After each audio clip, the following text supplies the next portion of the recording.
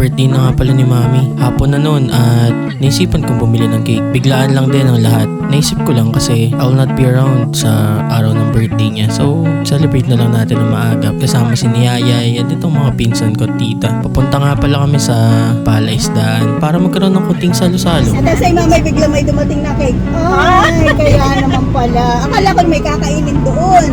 Kaya sabi ko, hindi gusto mong pagkonsulta mo, nandiyan na lang ang ating hahapunanin at taring cake, kakainin. Huwag na, mamaya na. Sabi ko, parang ayaw yata.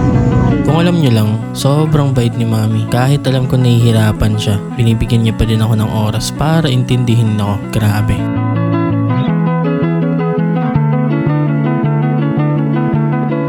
Salamat ma sa walang sawang suporta. Salamat sa inyo ni Daddy na patuloy na naniniwala sa akin.